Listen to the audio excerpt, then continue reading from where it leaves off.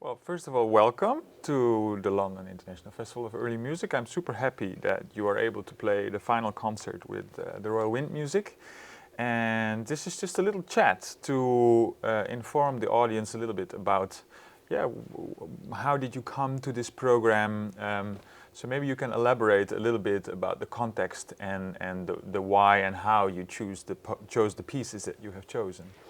Yes, well, this is quite a personal program in a way. But first of all, I want to say that we're also very happy to be here because it is always special to be at this festival. And in fact, the roots of this program lie very much in my personal connection to Seville, where I have studied for 2 years when I was quite young. And then I was always fascinated by the cathedral, which is obviously the center of the city and a prominent place to be. Very fascinating building. So when looking for inspiration for a program, I thought, well, Seville Cathedral was full of music. In Seville Cathedral, there was recorder playing for like 100 years. We know that there were recorders bought for the instrumentalists there. That there was music performed on them, and there is this incredible cultural life because Seville was basically a major capital city in the particularly 16th century. So yeah, that's just plenty of inspiration for a program, and so I decided to just take a kind of walk, a stroll through the cathedral, starting from the garden and then getting into the building, visiting some special places and connecting those with music. And these connections are basically my own personal connections, but I still hope that the audience will feel this connection together with us and visit a variety of moods and of themes along the program. Yes, I think it is really nice. I don't know if you're familiar with the technique of the memory palace. So you're trying to memorize. Okay, now I go left and then I go right, and there. It is so the structure of the program reminded me a little bit of that. Yes. Where you make like a mental stroll through the church, and then you imagine the music that could have been sounding there. I also really value, I know I was a bit insisting on having the Spanish program for this festival because that is one part of the art of variation which was underrepresented and which frankly is quite underrepresented generally in music history and what we learn. So I'm super happy that you were able to play this program here. Maybe it's the time to speak a little bit about what makes the Royal Wind Music so special and so unique? I think you could say that the Royal Wind Music is formed by crazy, passionate recorder players, because you must be a little bit crazy to invest the amount of work that it takes to do what we do. Which is and playing by heart, for the people who don't know. Exactly, which involves playing by heart, and this takes a major amount of time, but also playing since 2010 without a conductor.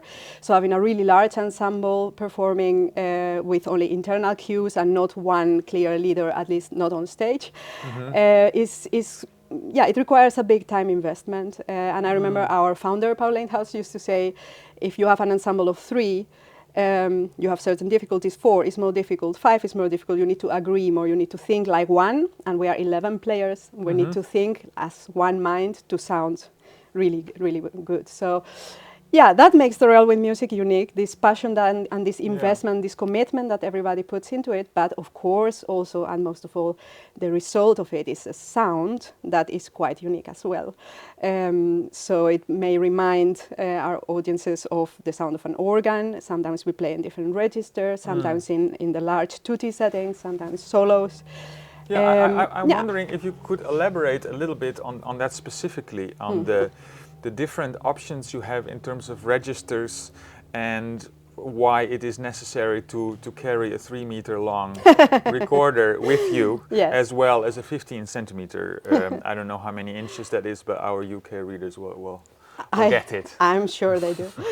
Yes, well, The thing is, as in general, I think recorder players were really fond of the recorder family because it's the biggest instrument family in the Renaissance. Yes. And as you said, we have, from the sopranino up to the subcontrabass. The subcontrabass did not exist in that form in the 16th century, but for our performances with railway music, we consider it essential because it offers an extra warm earth and fundament to our sound. But we do have very large Renaissance recorders, We right? do, yeah. The largest is in Antwerp, and it's like 2.5 meters. That's Yes. an extended contrabass. Yes. So yeah, of course, there were some historical models for this idea, and the subcontrabass is in fact also built a fifth under the lowest standard Renaissance size, which is the contrabass in F, and then a fifth lower is this subcontrabass in B flat, which makes it also very suitable for smaller settings in which you can use it as the bass instrument, and then two contrabasses as the tenor instruments, and you get this really low warm sound. But in the tutti, it's quite essential to have really the full spectrum and the rich overtones that it brings. Yes, I mean, I'm pretending I don't know any of this. For You the have sake played of the this interview, subcontrabass a but lot. I have full disclaimer. I have played in the Royal Wind Music as well, and I have played those large instruments. Absolutely. I think naturally I was selected also because of my because size. of your height. Yes, that was Yeah. the main point. Anyways, but this is all very interesting, and I think it will provide a really good background. So this is going to sound really basic, but what is so difficult in playing the recorder with so many people? Like, I think that I mean, knowing the ensemble from within, I know, of course, a little bit the difficulties, but I think that it's not always entirely clear, because there is this kind of we want to pretend on the stage that it is effortless because, you know, it should look and sound good. However, behind to make something sound effortless, it takes a lot of effort. Work. Yeah. So I wonder if you could take us, you know, a bit more into the difficulty and the effort that you need to do to make it sound like it sounds. Mm-hmm. I think, probably there are a lot of ensemble players watching, whether amateurs or professionals, so they probably will immediately identify one of the trickiest things, and particularly with recorder, which speaks so quickly, is to be really well together and to share, for example, your articulation, the length of notes, the direction in a phrase, and to do it on exactly in the same way. Yeah, because the different sizes, they have a different response time, simply because of the air that needs to travel, right? Yes. Exactly. So that's one issue, and also because we all feel different. Sometimes we think, oh, I took a very calm breath, but if you watch yourself in a video or you listen to a recording of yourself, you may think, oh, that comes across very differently. So we need to really tune into each other's minds and try to become one player altogether. And this is a massive difficulty. Mm-hmm. Also because some of the music is really very complex. So you have these polyphonic lines which are intertwining, and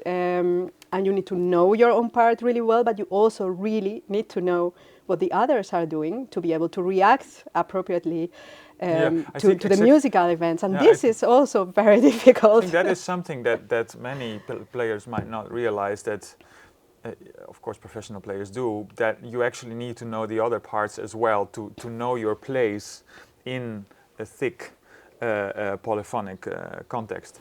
What is the role of diminutions, and can you maybe elaborate, just to start with a very basic thing, what are diminutions and how do they play a role in Renaissance music and in this program in particular? Mm-hmm.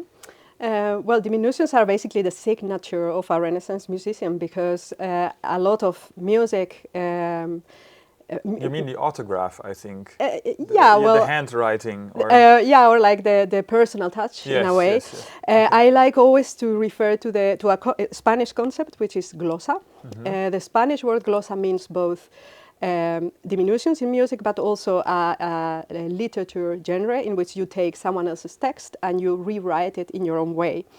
And I think when you add diminutions to a Renaissance piece, for example, to a song or a motet, then you are making it your own by ornamenting it according to your own taste. And all Renaissance musicians did that, basically. Yeah. So if you, for example, take a vihuela transcription of a motet, it's usually not just the plain notes, but at least in cadences and in some places, and sometimes more elaborately, there's going to be small, fast note values ornamenting the music. And so I think that is great to see in this light that ornaments make the music your own. That's how it was in the 16th century. That therefore I, as a program maker in this case, or as an arranger, can also take a piece and add my own diminutions to it. And I have done that for several of the pieces in the program, sometimes more discreetly and sometimes more elaborately. So when you listen, for example, to the third piece in the program by Escobar, it's a very simple song. We play it twice. The first time is the plain version, and after that follows elaborate diminutions for the top line. In other pieces, I've added ensemble diminutions, so everyone has every now and then some decorations, and in that way I hope, well, the music becomes more my own and our own as an ensemble, and we also respect that spirit of the Renaissance in which the great musicians like Antonio de Cabezón, for example, is a good example from Spain as well, would play on the keyboard motets and chansons and madrigals, make new versions, like cover versions in sort of modern terms. Maybe to make it a little bit more personal, like what is your favorite composer from the Spanish Renaissance and why? Well, maybe relating it a bit to the program, I'm going to make a little claim here for two composers that are often unknown. Overlooked, yeah. One of them is Peñalosa. Peñalosa is basically one of the big importers of the Franco-Flemish style into Spain. What does that mean? Spanish music before him was basically built in blocks. Like, for example, church music, you take some chant and you put notes on top of it and you get these blocks of polyphonic music. Yes. The Franco-Flemish did like Josquin. This Peñalosa is basically a contemporary of Josquin. They worked much more horizontally. The lines are much more flowing. There's much more elaboration in the melody. He imported that into Spain, and from there we start seeing a development that culminates with people like Guerrero, Morales, Victoria, who are the three big names that we all know. Yes. And then on the other side of the time, in the end of the Renaissance, I would like that everyone listens to Alonso Lobo, because, well, we play one short piece by him in this program, but we have also recorded a motet called Versa est in luctum, and I think his Requiem in 6 parts and this Versa est in luctum are such masterful pieces that no early music lover can not listen to it. So if you don't know it, please go ahead, I would say to all the visitors here. And I will say it in the concert today as well. So, yeah, it's 11 people at the Royal Wind Music, and it's a multitude of nationalities. Would you care to elaborate a little bit on that? Yeah, well, this is also a very special thing about the group, that it has origins at the Conservatoire in Amsterdam, where actually every member of the group has studied there. And, including the both of us. Including both of us, yes. And so this has always been a very international environment. And this is also something that's very rich about the group, and that brings a lot of different backgrounds and artistic ideas and the way we experience music.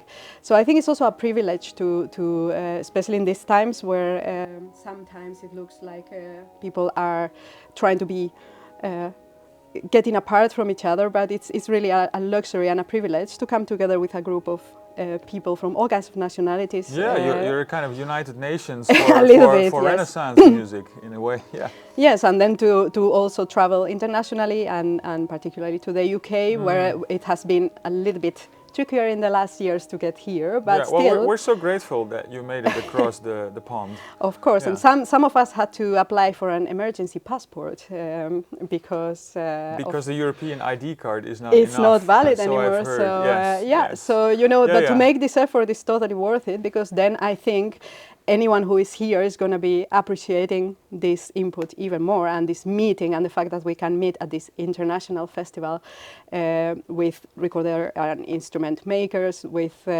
fellow musicians, with amateurs, with colleagues. It's just a wonderful privilege. It's all about connections, isn't it?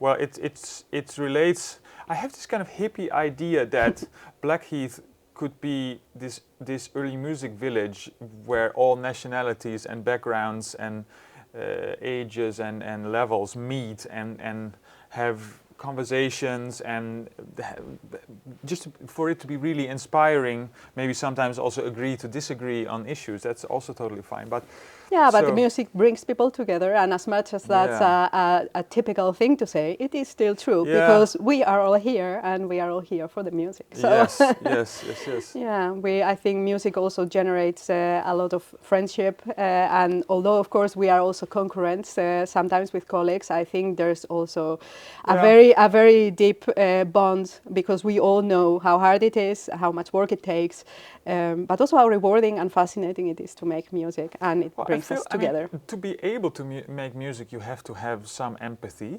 and to be able to enjoy music, you also have to have some empathy, and we could use a little more of that in the world in general. Yes, world, yes, absolutely. So let's hope that we bring some, and from here we can spread it. Yeah, so I'm happy we solved all the problems in the world in this conversation.